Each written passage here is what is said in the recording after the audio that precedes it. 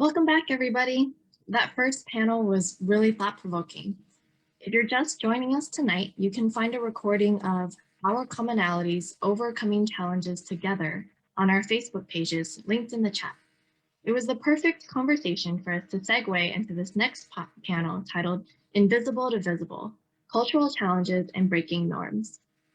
Before we dive in, I want to thank our corporate sponsors for sponsoring this week, AARP, Comcast NBC Universal, AT&T, and Walmart. We also want to thank our community partners, APIA Scholars and National ACE. Also, if you notice, we have American Sign Language services for this week. They will be available for all panel sessions except for the mentoring sessions on Tuesday and Thursday, and Wednesday's second session, option 1. I'm Tu Nguyen, Director at OCA Asian Pacific American Advocates, and I'll be moderating this panel. In this conversation, we're going to explore how we juggle cultural norms, work, family obligations, along with our identities as women. It's been noted that progress for gender equality has been stifled, even regressed in the past 12 months due to the pandemic. Like Senator Stephanie Chang had mentioned at the beginning of the night, studies are saying that it'll take women until 2024 to return back to our pre-pandemic status, which is 2 years later after the predicted time for men to return back to normal. The virtual setting has made it much more difficult to be seen and even more difficult to juggle our responsibilities now that many of us, like here today, have been bringing our work home. The 4 guests we have will shed some light on how they've made themselves seen, leverage their multicultural identities in their communities, and how you can leverage the virtual environment to your success. If you have any questions for our panelists, we have the Q&A function down below in the Zoom. If you're watching from one of our 5 Facebook live streaming services, feel free to drop your question in the chat box and we'll get them over here into our Zoom channel. And now to introduce our guests, if you can each give a 60-second version of how you got to where you are today. First up, we have Archana Gilravi, Vice President of Partnerships and Company Programs at the Sheryl Sandberg and Dave Goldberg Foundation. Thank you so much, too. This is, and for having me. This is exciting and really excited to be here. As Tu mentioned, my name is Archana and I lead our partnerships initiative at Womxn. Prior to this, I actually spent about the last 12 years in the tech space. I started off at Google and then was at a late stage tech startup. And it was through those experiences where I really started to see some of the discrepancies around how men and women were being treated in the workplace that led me to the work I do today. So thanks for having me. Awesome, thank you. Next up, we have Crystal Eckelhoff, Founder and Executive Director of Illuminative. Thank you so much for having me. I'm coming to you tonight from the traditional lands of the Muskogee Creek Nation, also known as Tulsa, Oklahoma. And I'm a citizen of the Pawnee Nation, which is a tribe also here in Oklahoma. And as you mentioned, I'm founder and executive director of Illuminative. And how I got here is, really just starting out from organizing in my own Native communities, and have spent the majority of my career working in philanthropy and social justice, and also have been an entrepreneur, and just really excited for our conversation tonight. Thank you. Next up, we have Monique Nelson, Chair and CEO of UWG Incorporated. Hi, everyone. Welcome. Thank you so much for having me. How did I get to Chair and CEO of UWG? Well, very carefully, and certainly with a lot of twists and turns. I've got a sales background. I have a technology background from Motorola. And ultimately, I started just as an account director at Uniworld before I ultimately bought the majority stake in 2012. So I've been an entrepreneur, an employee, a student, a mom, and all of the above, and I'm really proud to be here today. Thanks for having me. Excuse me. Last but not least, we have Sarita Rao, Senior Vice President of Portfolio Integration and Partner Solutions at AT&T. Hi there. Thank you very much. Excited for this conversation. Looking forward to getting to know each of you a bit better. How did I get here? Honestly, I had the good fortune of selecting a company that enabled me to try many different things, but have the same logo on my paycheck, as I say, truly by saying yes. When someone brought an opportunity to me many times, I started with, I'm not sure if I can do that, and really learned over time. People see in me something I sometimes don't see in myself. So I'm grateful for the sponsors and mentors I've had, but all of that with a combination of hard work. So thank you. Thank you, Sarita. So now that we've gotten to know a little bit about each of you, I'm curious what being visible means to each of you. And we'll start with Crystal. Yeah, thank you. I mean, visibility is really about how we build power. And I say that because, we've done research to show that nearly 80% of Americans know little to nothing about Native Americans. There's actually a pretty significant percentage of that aren't even sure if we exist anymore. And what little's out there is, really caricatures and stereotypes. And so people have a hard time even imagining what a Native American might look like in the 21st century. So every time that we are visible, it's a way we build power. It's the way that we educate. It's the way that we fight racism. And it's the way that we make our voices heard about the vision that we have for the world that we want to build and to be a part of. Thank you. Monique? So yeah, being visible is actually being seen, heard, and ultimately engaged with. I run an agency that's all about looking at communities that are underserved, undervalued, and ultimately overlooked. So I enter the room wanting to be visible. I enter the room wanting everyone to understand that I'm coming to add value and that I will be heard and I will have that seat at the table. So I think it's very, very important that you be intentional about what you're going in to do and understand that visibility can be relative, especially if you're not intentional about what you're going to present. That's so true, Monique. And I'd like to hear later on what you mean by being intentional and how, if you can give examples later about being intentional. But Sarita, what about you? I think our answers are going to be pretty consistent here, which is wonderful, right?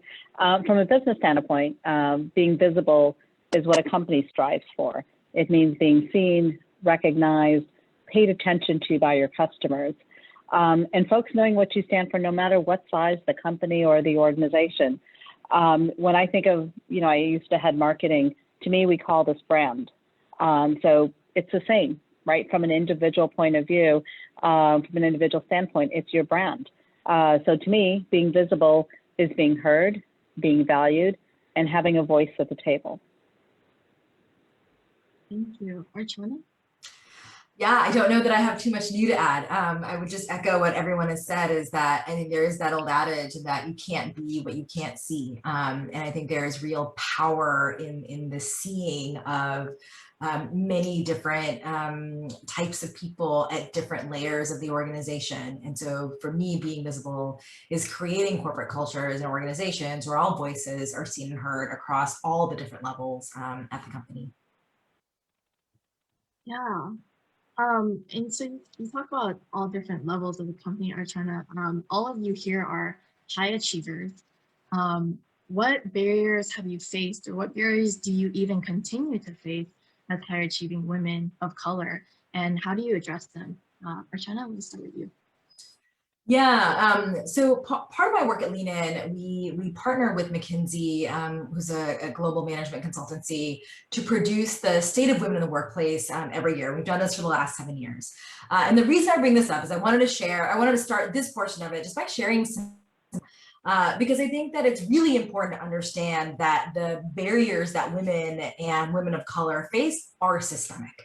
And while there are absolutely things that all of us can do as individuals, and I know there's going to be a lot of amazing advice from my fellow panelists today, change also has to happen at a systemic level. And so I wanted to start by sharing a little bit of data around what we're seeing, especially what we're seeing with COVID, I think, too, to piggyback on the conversation that was happening earlier.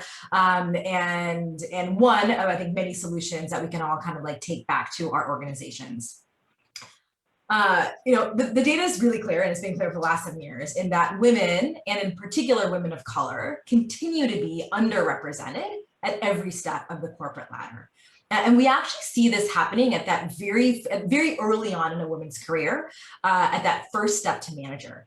And so you can imagine, you've been in the workplace for a few years, and for every 100 men promoted to that first step of manager, only 85 women, 71 Latina women, and 58 Black women gets promoted. So as you can see, that gap starts really early, and that's your pipeline for future leadership. So you wonder why you don't see as many women at the senior levels, is because you're cutting your pipeline off short at the very early stages. We're also seeing that COVID is having an outsized impact on women. 1 in 4 women are considering downshifting their careers or leaving the workforce due to COVID-19. Historically, men and women have left at the same rates or have downshifted at the same rates until this year. And so that's millions of women who are considering leaving the workforce, and would really take us back like many, many years of the progress that we've made. Limited progress would really kind of take us a step back there. So I just want to kind of like set that stage, and that we are at a very precarious time, and companies really need to be paying attention to this. How are the women in your organization doing? How are they feeling? Are they thinking about stepping back? And what is it that you can do to start addressing this? And I have many solutions. I could be here talking forever, but I will leave you with one solution that I really think works, and where you should talk to your companies about it.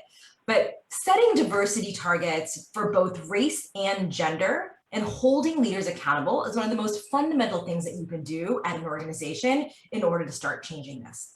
Only 10% of companies actually do this, setting targets by race and gender. And we all know, like, you manage what you measure. And unless you are measuring this and you're holding leaders accountable and you're being transparent to your employees about what it is that you are doing, you will not make progress. Thank you, Archana. I'm curious how we have a diverse audience of working women professionals of all levels.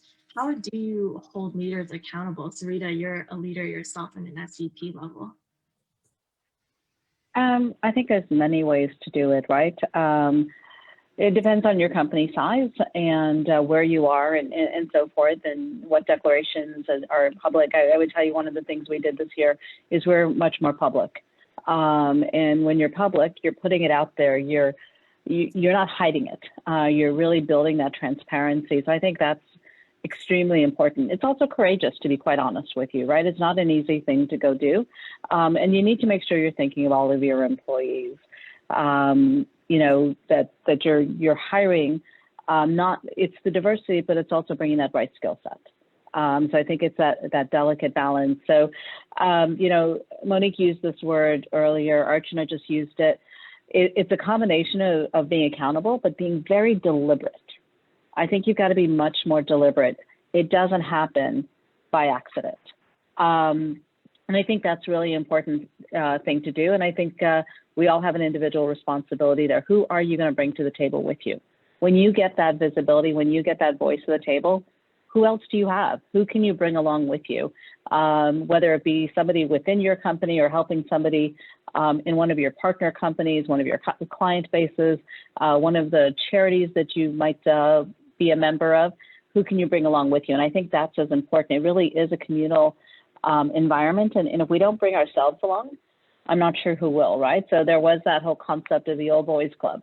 How do you go make that our club? And I think that's an important element for us all to think about. How do you pay that forward? Of course, yeah.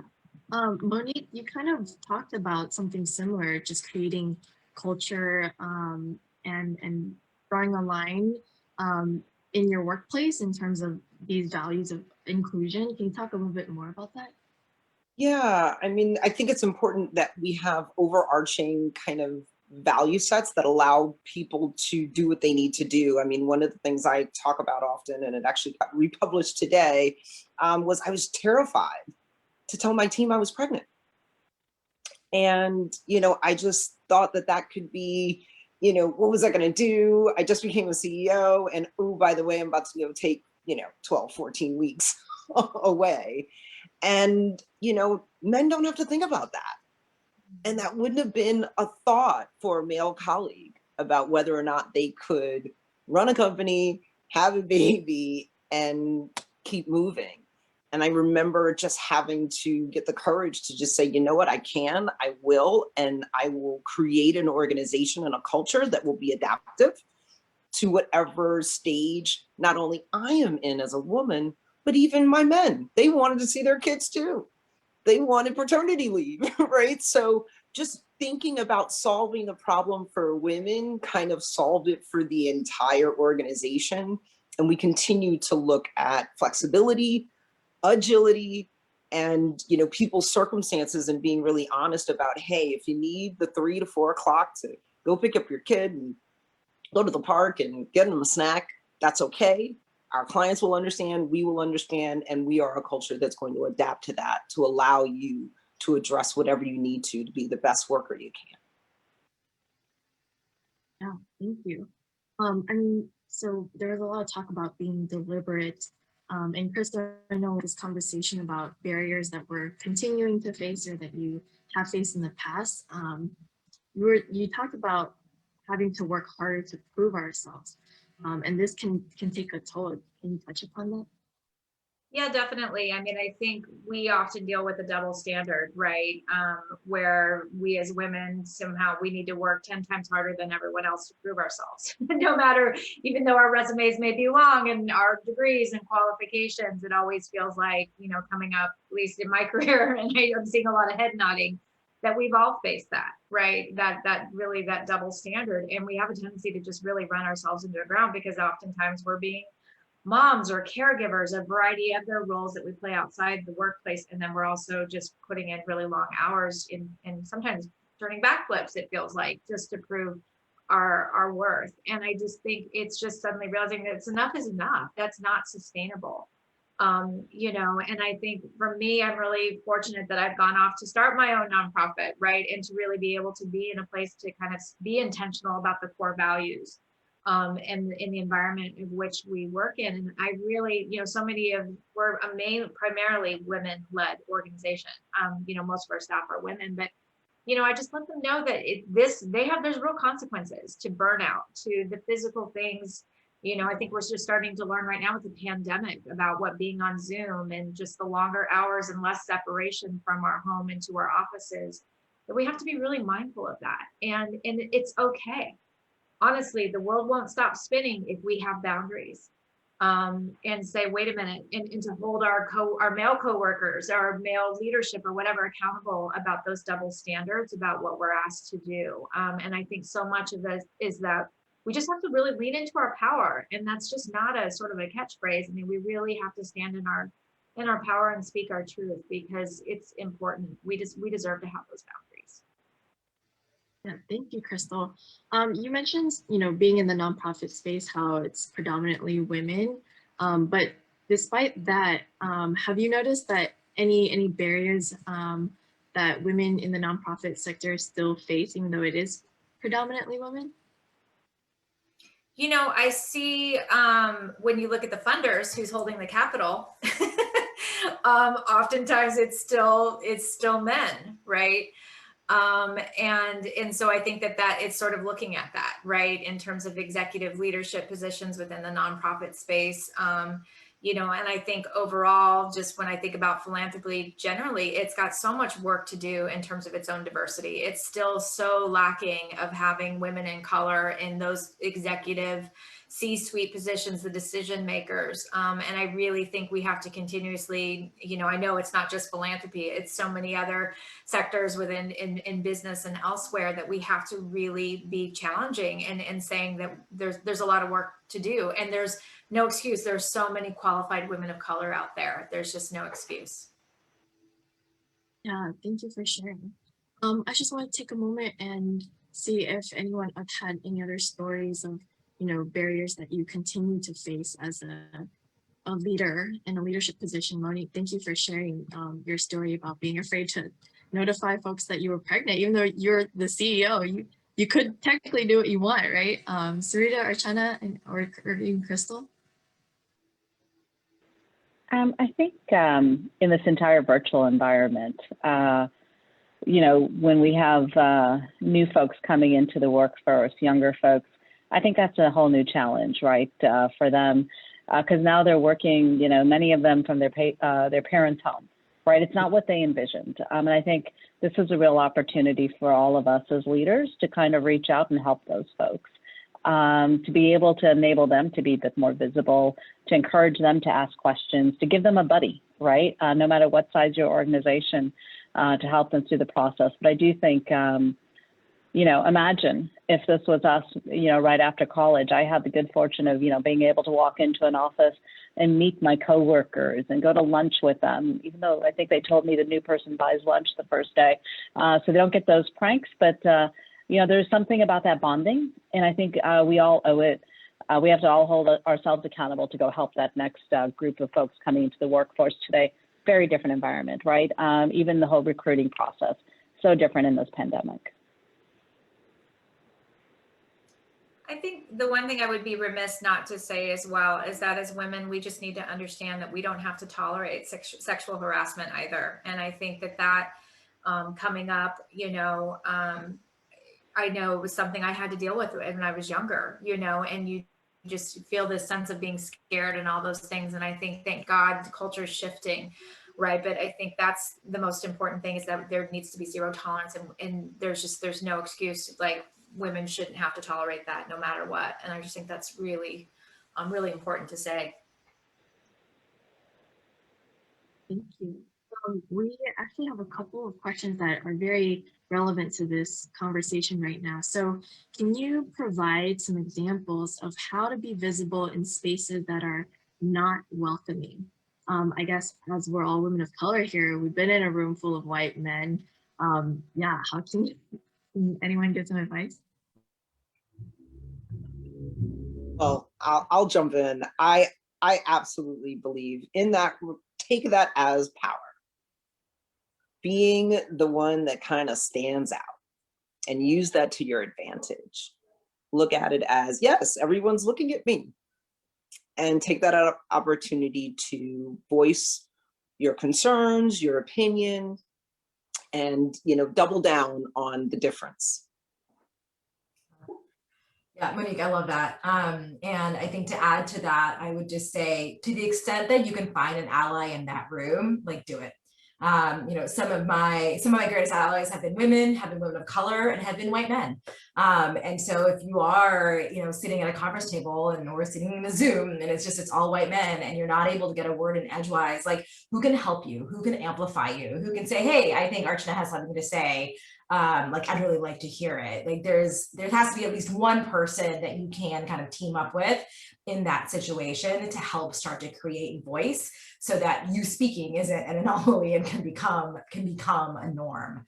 And if you're lucky enough to have other women and other women of color, like, absolutely band together in terms of amplifying each other's voices whenever you can.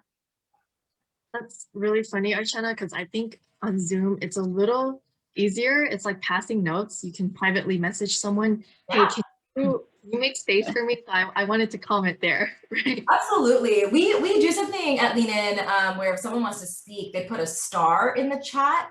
And I have found that to be incredibly like empowering to folks, because folks are a little bit quieter and maybe have a harder time inserting themselves. Just put a star in, and it's an established norm that person is trying to say something. And so I actually do think, I know Zoom fatigue is real, but I do think that in this virtual world, as you said too, like, having that chat and being able to use that strategically, it can be really important.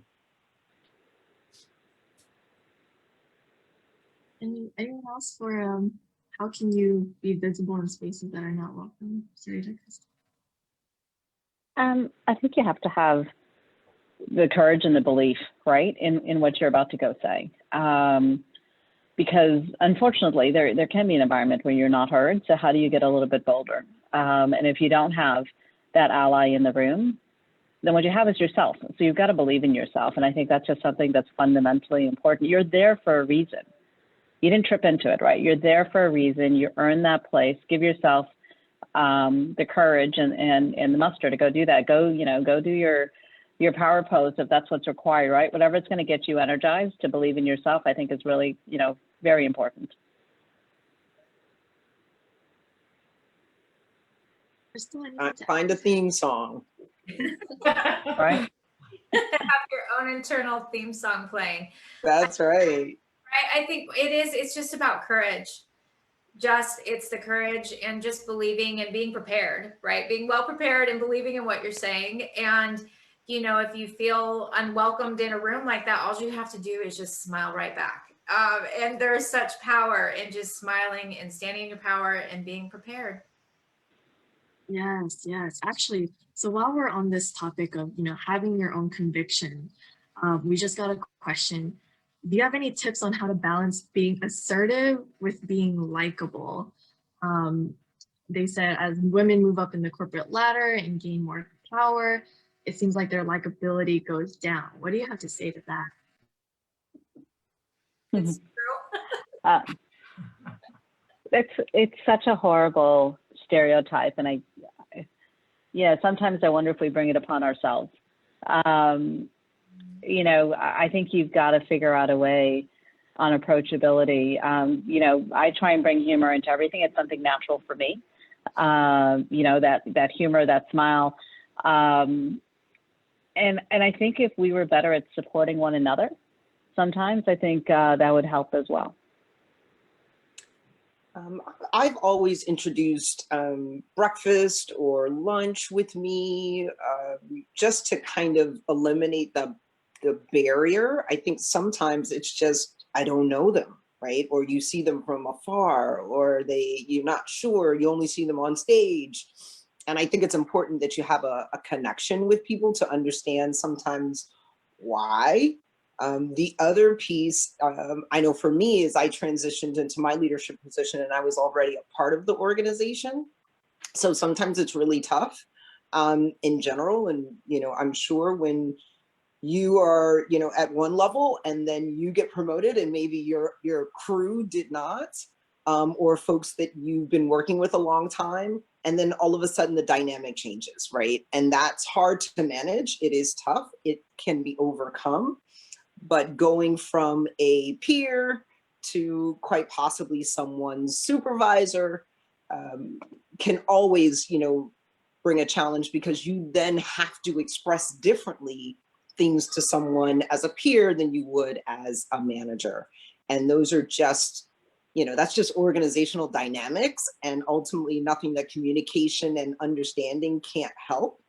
But, it's just it's part of the dynamic of management versus, other, that I think continues to always be a struggle. And a lot of times it is put upon more so than actually how you feel. So I, kind of want to put that out there, that there's a dichotomy there, and it can sometimes be misinterpreted. I think the other thing I would say here, I agree with everything that's been said, is that if you overhear someone saying, "Oh man, I really don't like her," or "She was really aggressive in that meeting," sometimes like a very thoughtfully placed question can help, being like, "Oh, that's interesting. Like, would you say that if she was a man?" And just forcing an individual to like a beat to reflect on kind of like, what are they saying? How might bias be kind of like involved in that? And kind of one by one, if you're a bystander kind of watching this happen, how can you be an advocate for the woman who's being kind of called out, and just being like, "Hey, like, I actually thought she was just being very clear. Like, I'm curious what made you think she was, being like aggressive in that moment, or really assertive in that moment." I think for me, I think it's about how you just got to live in your values, and just really to be kind and generous, and, all of those things, like just doing your best every day to be the best person that you can be, whether it's you're talking to your staff or people you're meeting with. But I think in reality, this is something that's often weaponized against women leaders. And, it's unfortunate, right? It's really something that we have to continuously contend with. So part of that is just really, you have to learn how to just have some thick skin, and just know, and just smile, and just sort of, but be yourself. And I think that if we get caught up in like, "Oh my, am I likable? Am I likable?" Then we're just falling into a trap. And I think it's just be authentic, be yourself, be a good person. right? And what I have found over time, you know, especially people, I guess I have like a Pawnee resting face, right? Which I don't mean to. I don't smile all the time. It's just the way my face is. And so people are like, oh, she looks so mean. And I used to like really let it bother me. And you know what? I'm about to turn 50. I'm just going to own it. I can't change my face. But what people have seen over time, like I just show up and I do the work. And over time, people like, oh, she just has strong opinions. Like she's not mean. She's not that, you know, and it really, for those people who weaponized it in the past, it sort of falls to the wayside because people watch you do the work and how you lead. And so just have confidence in yourself and don't get too caught up in worrying about whether you're likable or not. Yeah, thank you for that. We have quite a few questions coming in actually, so I think this is a very useful conversation and valuable. But have any of you experienced being overlooked for promotion by the pale, male, and Yale men? And what have you done to level that injustice? Or if you haven't, you know, how do you overcome being mansplained? Have you ever been in that situation?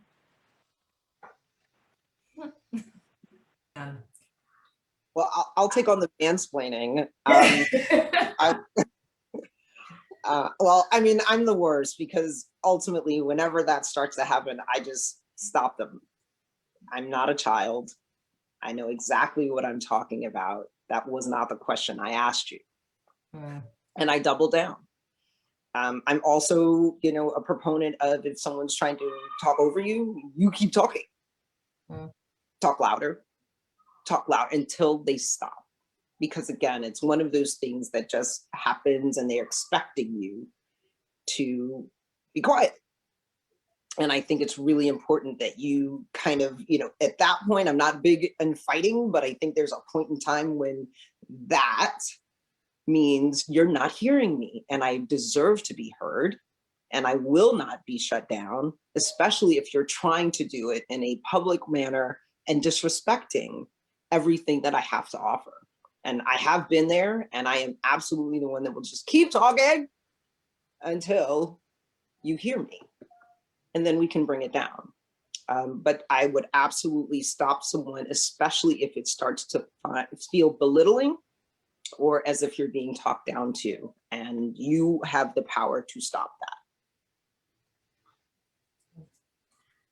I think that was really well said. I'm like, so I'm not gonna take that one. That was the answer so beautifully. I'll take the other part of the question on the promotion piece, which is, for me, like promotions never happen at the moment of promotion. And so the advice that I give to everybody when you're thinking about promotions and you're feeling like you're being overlooked for them, what conversations are you having with your manager about your promotion path? What is your expected timeline? And that should be happening a year to 18 months before even promotion. And so, you know, and I do think it is on you. It's not, your manager is not going to bring it up. Your manager has a million things to think about and like you own your career. So you've got to go into your manager's office being like, I really want to get promoted to the next level. Here's what I see in terms of, you know, what I need to be showing. Here's how I feel like I need to be performing. Here's what I think I'm doing well. Here are some areas for development. Like, are you tracking with this? You know, if I do these projects, can I overcome these? And is that going to put me on track? And then every 6 months, have that conversation. Am I on track? Am I on track?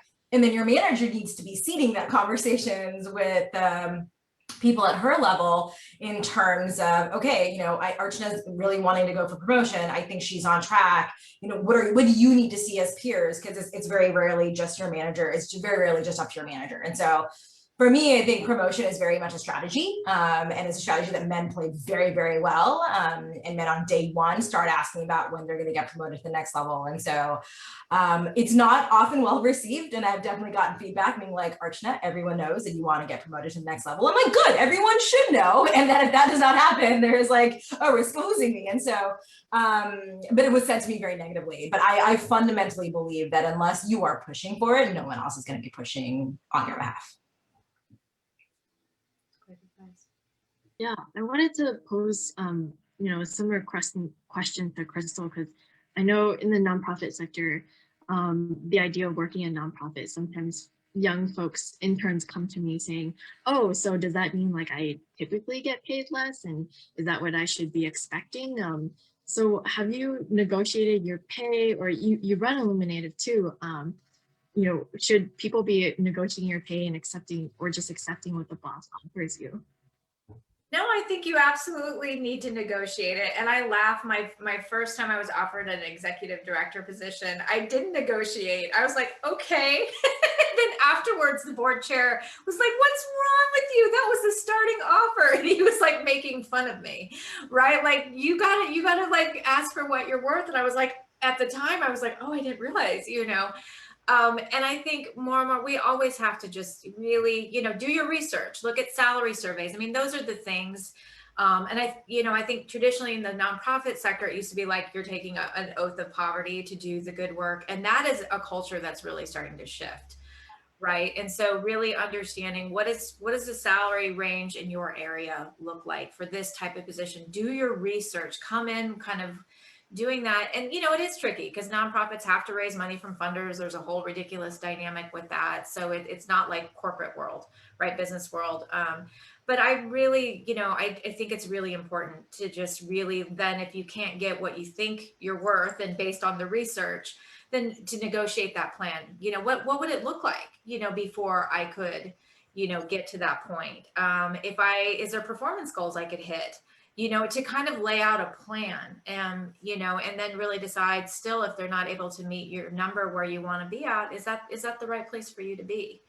I think that's just an incredibly important way to enter nonprofit work. Yeah, thank you.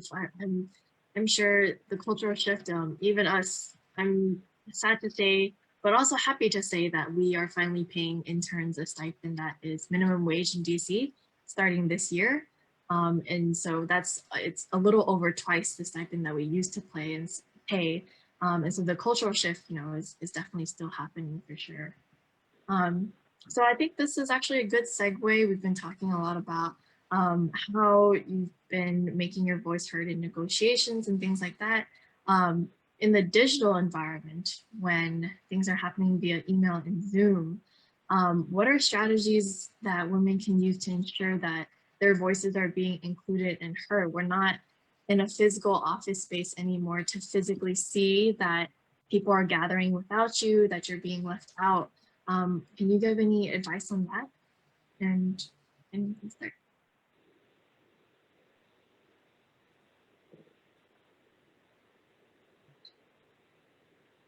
Saria, we'll start with you. Yeah, sure. I think there's a few different ways that you can expand your network in this environment and really leverage digital. There's an element of getting active on social, being very active in that space. It enables you to connect to a broader audience, whether you're in a corporate environment, in the nonprofit world, you'll find that right social vehicle for you. So whether it be LinkedIn or Twitter or Clubhouse and some of the other things out there, it's also a great learning tool and expands some of your skill set. Some of the other things that I think are just really kind of interesting, right, is if you think of some of the different conferences now available, right, where you can have speaking roles or where you can have a participation where you don't have to leave your family, get on a plane and be gone, but really attend in a virtual environment. It really does open up a lot more avenues. I also think it's sometimes, kind of safe places to learn your speaking style, right? Where you can kind of present at some of these sessions. They've got a lot of great ones when you're really starting early in your career or in a part of your profession. So I think there's some fantastic ways to elevate your voice. I know I have found between, Twitter or LinkedIn, just my community is growing a great deal, and being able to reach into other organizations and getting really different points of view that are outside of my regular, I'll call my day-to-day group of folks. So social's been really interesting. Some of the other things that we have done, which I've enjoyed, is sort of taking the book club into the office, right? Because you can't all be together. So there's some fantastic books on diversity and inclusion, or finding that sort of spot for yourself, and then doing some of those virtual book clubs.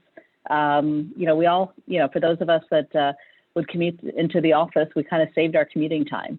Now, you got to be careful, right? You got to balance it with your family time and all that other fun stuff.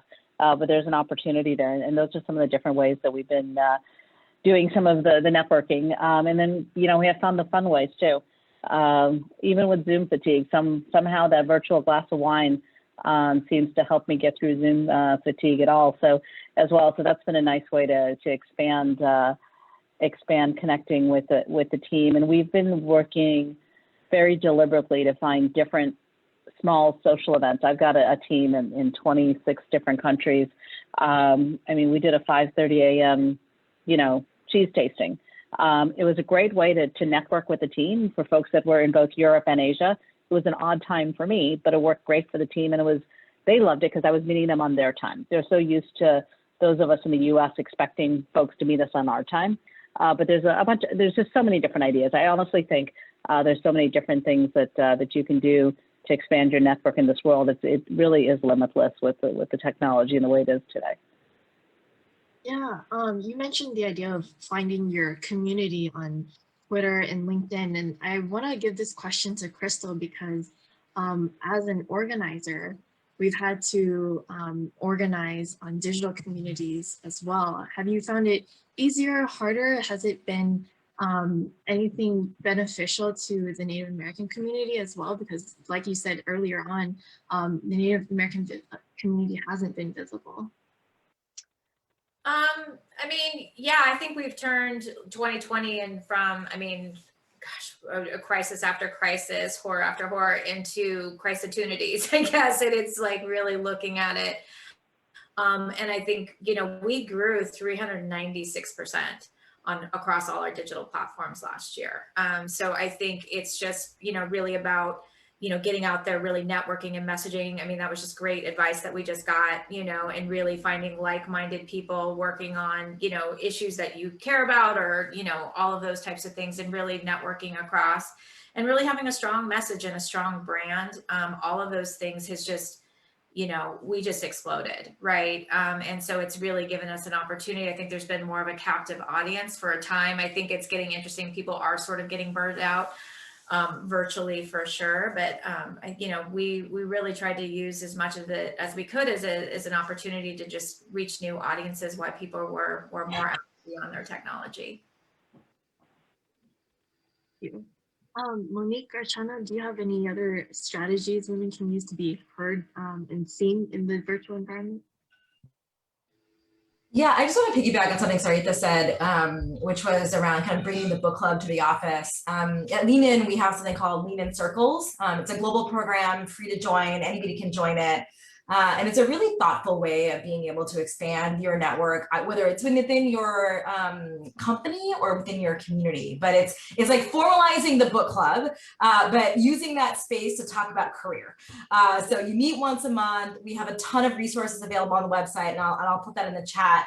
And we've got some trainings on how to kind of like moderate a circle, but that's basically what it is. You come together with a group of women, be it friends at work, and talk about career issues, talk about what's happening, talk about the fact that it's hard to find space and hard to get a word in on Zoom, or that you've been looked over for a promotion, or that you're wanting to take a stretch assignment, but you're not quite sure how to raise your hand. And you'll be amazed at what a group of peers and the mentorship that you can get from peers can be so powerful and can be sometimes overlooked. I think often when we think about mentorship, we think about somebody more senior who can then mentor us. But really peer mentorship is something I rely on every day in terms of my own career, and has really helped me through some thorny issues, and something that, here at Lean In, we're trying to really normalize for all women all over the world. And so there are communities out there, and we'd be happy to share some resources, but I would really advocate for that. And, every couple of weeks I host the virtual, water cooler, and, just allowing people to, I show up in a Teams or a Zoom, and anybody who's free during that time can join, and we can talk about anything. What shows are you watching? We've had, I've had people come in and talk about, mental health challenges. And again, that community really comes together and says, hey, have talked about this, or maybe you should reach out to this one. And, very much trying to, create that virtual kind of drop-in, just to allow people to be themselves as if they were walking down the hall, right? And you just happen to see a colleague, and what would you talk about in that moment?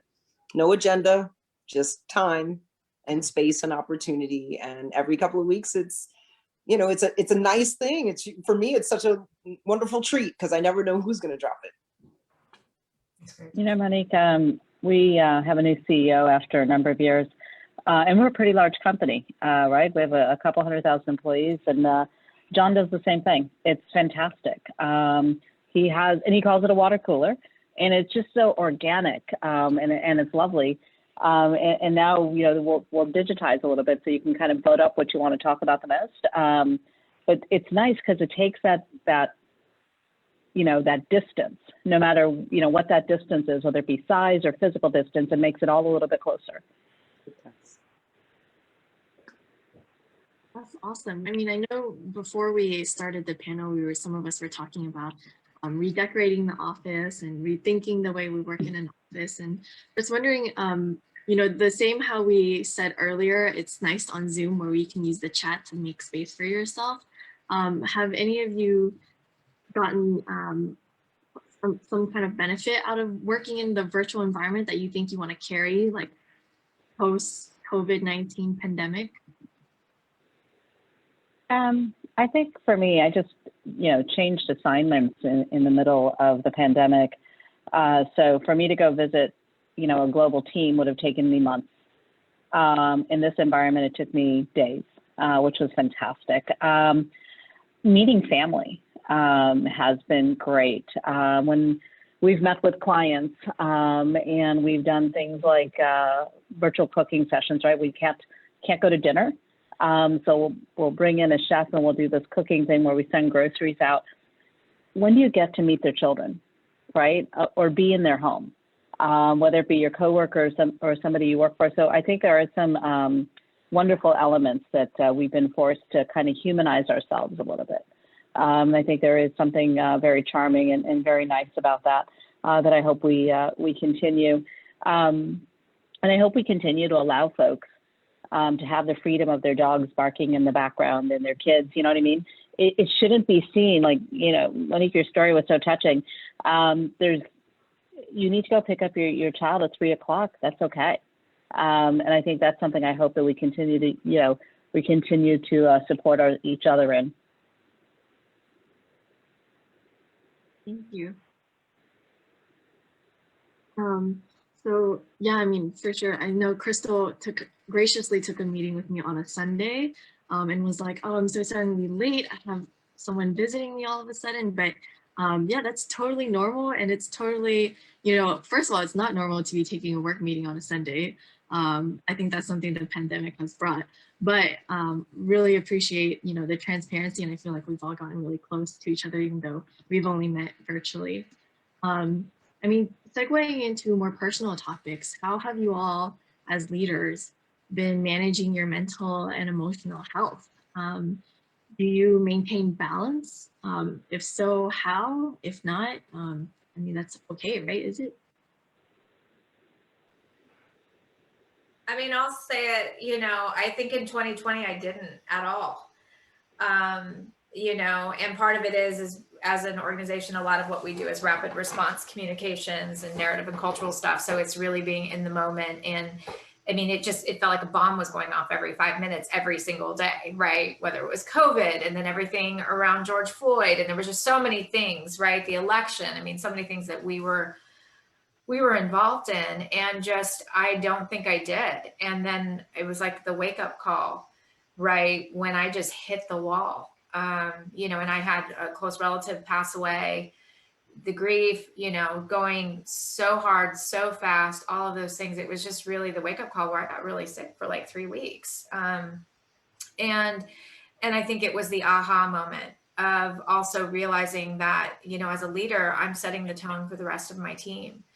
And so it's really been like, okay, like, okay, this pandemic's not going anywhere anytime soon, although we're seeing glimmers of light at the end of the tunnel, but it's actually really, really making that very conscious choice. And I'm new into it, so check in with me, keep me accountable.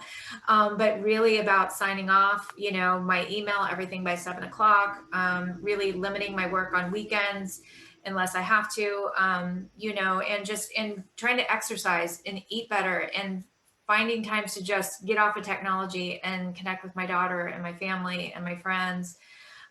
It's really important because it's suddenly realizing that this is a marathon, and we have to really, it has to be okay to say that we're not okay. And I think that's something that we've been very intentional in my organization, is giving people permission to say, I am struggling right now with my mental health, or I'm struggling with my health overall. I need to step back and take a day, or whatever that is. And I think that that's really important and really powerful for all of us to do. Yes, thank you. And Crystal, could you give some advice? I mean, I think many people are grieving, you know, the loss of loved ones to COVID, just not being able to see family for even maybe a year by now for some of you out there. And so you're as you run an organization, I'm sure the work is constant. How have you been able to give yourself that time and space to grieve and process everything? I think just to take it. And it was funny, I don't know if I shared this with you too on Sunday when we spoke, but you know, when my aunt passed, it was literally, I found out the day that holiday vacation started. So I was like all excited to have 3 weeks off. And then, you know, she got really ill. And then between that and then getting ill myself, I missed 5 weeks of work, right? But then lo and behold, I came back and guess what? My organization didn't go down in a blaze of glory, and everything kept going. And it's suddenly like, wait a minute. Sometimes we just like hold on and push ourselves and not give ourselves that space to take care of ourselves or to grieve or those things. And we have to create that space and really ask for people to step up and have our backs. Right? We have to do it. And sometimes you just have to be intentional because we are all dealing with so much loss all around us.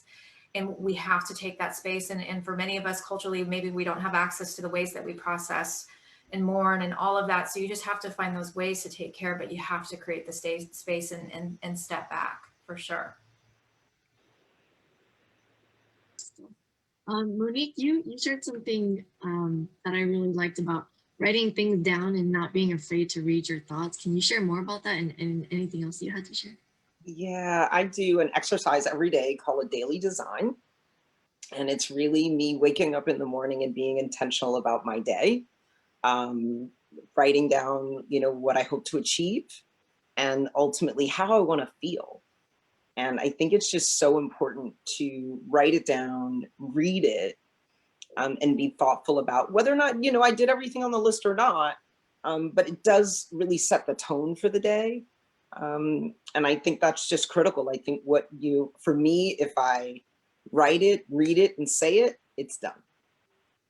And I think that's you know, it's been a wonderful mantra for me. And then I'm a huge fan of the Calm app. Absolutely.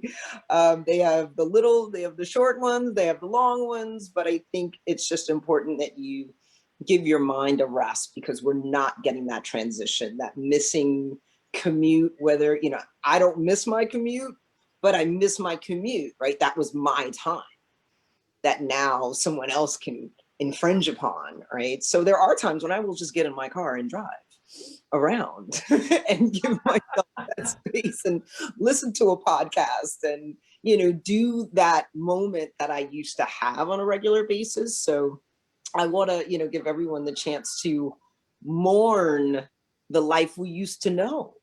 And it really is, it was a death of sorts, right? Because I think even when we do get back, it won't be pre-COVID, it'll be some other iteration of what's next. So, you know, just allowing yourself to grieve and know that we will move on, but we'll move on differently. And hopefully we'll hold on to the good stuff that we learned during this time and not, you know, fall back into those old patterns. I will never travel the way I did before COVID ever again. That is for sure. Although I really do miss, like, I have a 2.5-year-old, and I have to say, like, I really do miss business trips from like the occasional business trip, like I nice can hotel room, You're on child, the way like up. I really do miss that. Just a couple more years, and you'll love it. I know you're in the thick of it too. I get it. I used to love that too. Get a full night's sleep. Full night's sleep. The last thing that I'll just add to this is same thing. I don't think I did well on this in 2020, but for 2021, I've been intentional about taking walks with friends on weekends. And that's what's been really helpful. Like, no agenda, you're just like catching up with a friend, but there is something about both the physical activity and kind of getting away from everything that's been really helpful. Rita, do you have anything to add? You define balance yourself, right? Each one of us will have a different definition of what balance means. A few of the rules that we set at the office was we implemented this thing, and it was a few months after the pandemic, because we found that we were talking to each other 7 days a week, and the economy moves 7 days a week, right? But you found one day running into the other, you found, days running into nights. So we started a thing where it was no meeting Friday.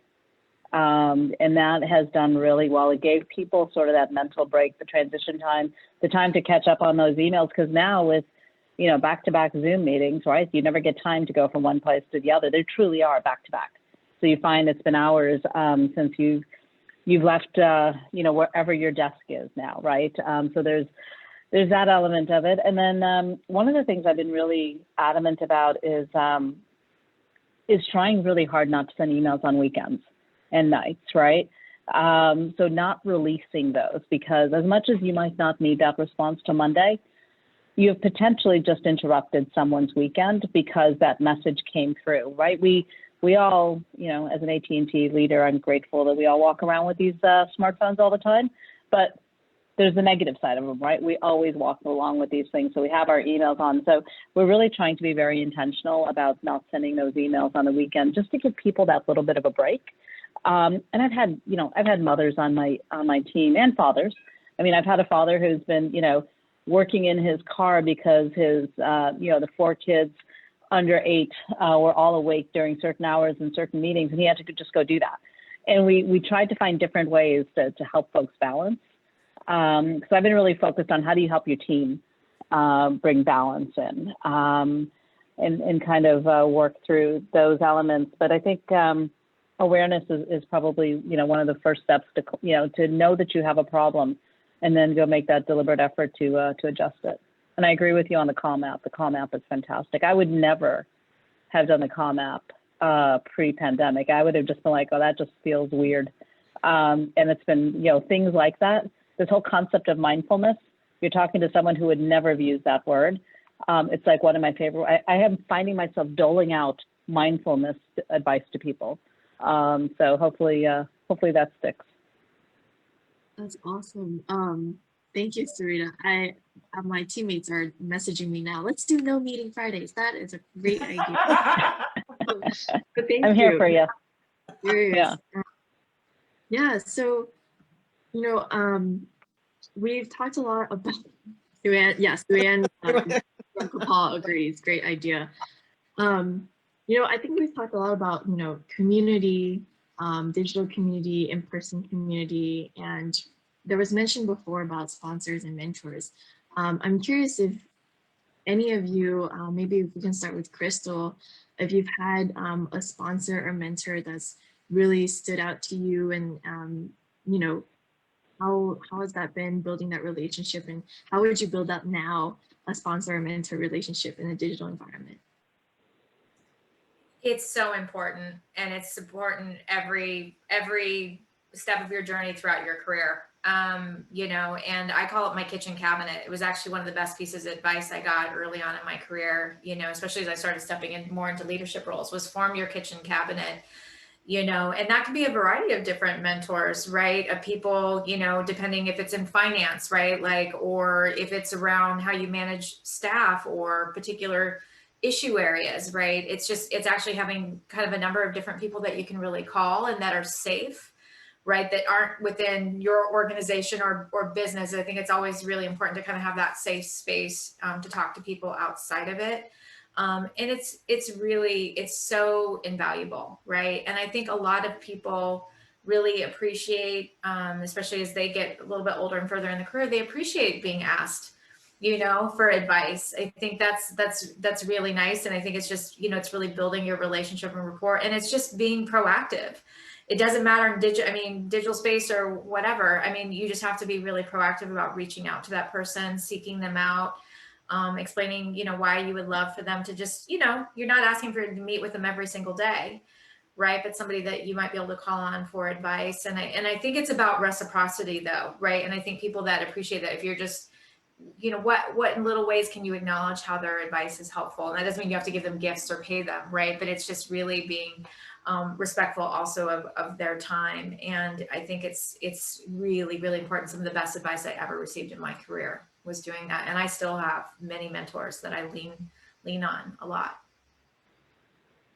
No, thank you. I think a question I've been getting from interns lately is, how do I network in a digital environment? Like, are cold emails isn't that weird or strange? Can all of you reaffirm that, confirm?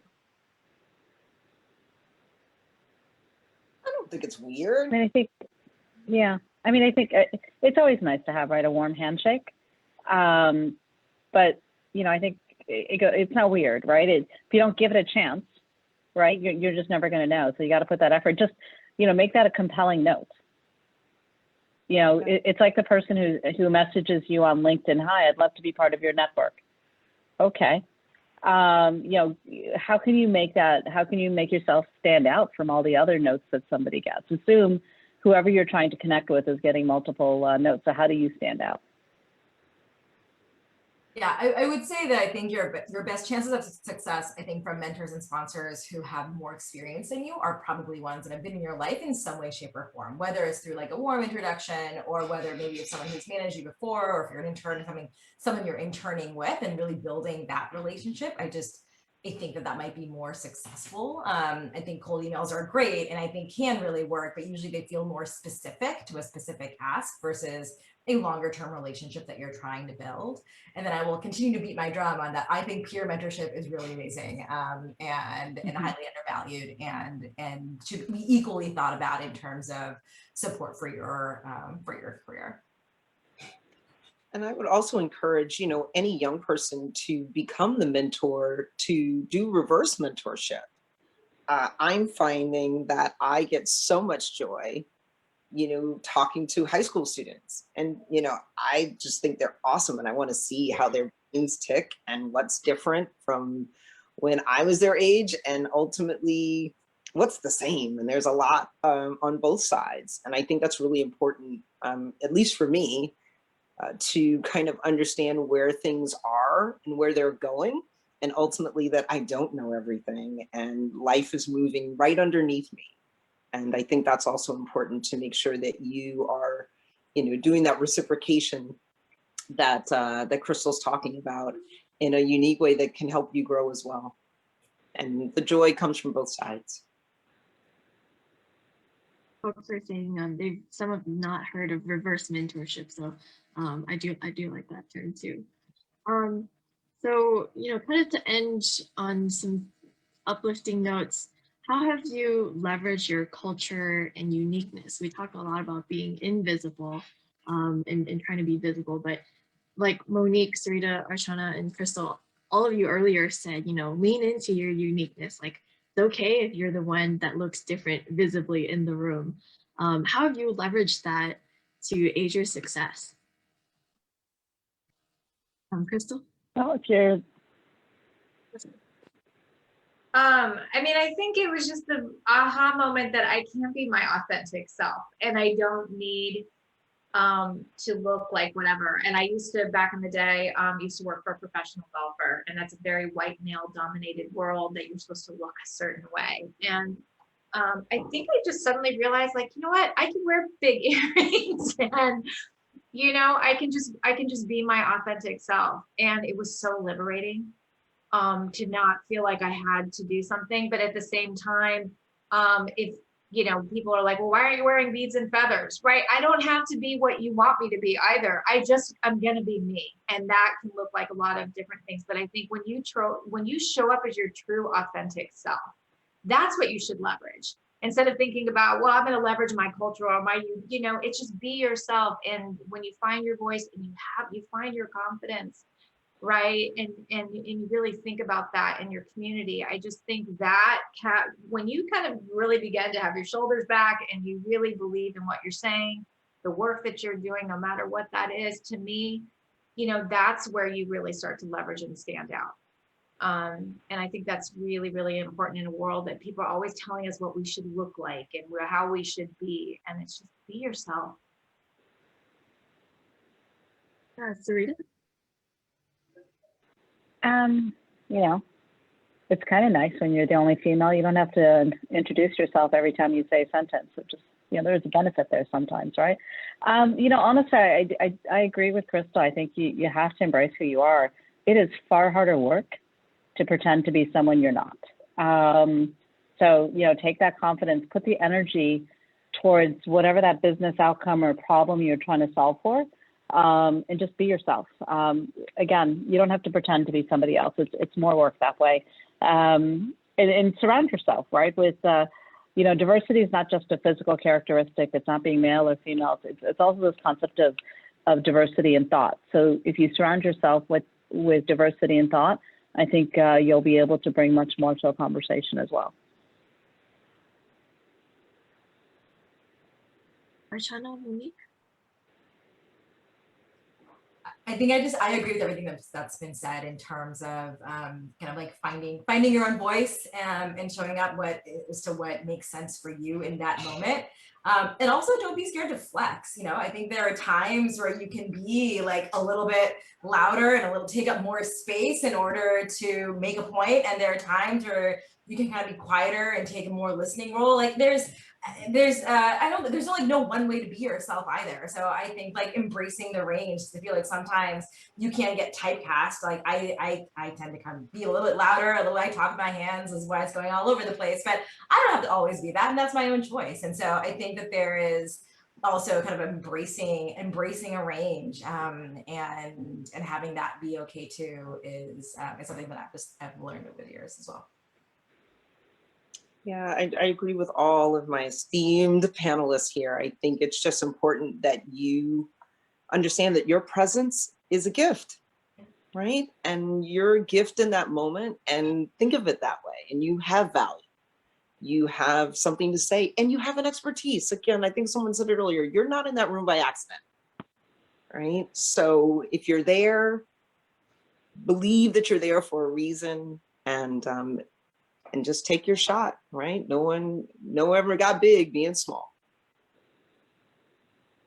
Thank you. Thank you for being really reaffirming. I've had, when I was in DC, I enjoy fashion, I enjoy clothing, and I would take these Hill meetings in like red shoes or, you know, different type of glasses, aviator glasses. And I have had interns say, that's okay, that's dress code. And I was like, it's my dress code. You know, it looks professional. Unfortunately, people, I'm new in my career, still young, and people still remember me for that. So I definitely agree and take this advice to heart. So as we wrap up our panel session today, let's do a lightning round of, you know, a phrase or just some words that have stuck with you from a mentor, or advice that you would give young women now if they want to achieve the type of success you've experienced. I'll start again with Crystal. I mean, I think advice, phrase, I mean, just, it's about courage, you know, and that is what I just go for it, right? And don't be afraid of failure. I think the other thing I would say that somebody told me recently that I'm going to try to really work on is be like water. And when we really face those challenges, which we will, you got to figure out how to be water and flow through it. And I think that's something, yeah, I'm trying to work on. Archana? For me, it's you don't get what you don't ask for. So just keep asking. whatever you want, whatever you are aspiring to, whatever your goals are, let people know what they are, and then ask for what you want. Thank you. Monique? Just remember that decisions about you are made in rooms without you. So ensure that people know what you want them to know about you and ultimately can relay that. So as Archana's talking about, let people know what you want. It's very, very important that you manage your brand at every level. Thank you. Sarita? I always tell folks to chase their passion, something you're going to love. You want to go do and get excited by. Don't chase a job title, right? Don't chase a level. You'll get those. You'll get those if you're doing something you're passionate about, because then you'll be good at it. Thank you. Well, thank you so much. I don't know if you've been able to catch the chat. I'm going to save it because people have been sharing some really lovely stories with all of our panelists here. Thank you again to our guest speakers for their vulnerability and your valuable insight. This was a very personal and precious space to me. And to all of our guests tonight, if you can fill out the survey for our session, we are always working hard on improving our programming for you. We've got sessions every day this week for the rest of the week, Tuesday through Friday at the same time. So we'll see you back here in this space, or sort of, there's a different Zoom link, at 6 p.m. Eastern tomorrow to talk about the pace of change and the digital divide. So thank you once again, take care and have a great rest of your night, everyone. Thank you. Thanks for having us. Thank you so much. Take care. Happy Women's History Month.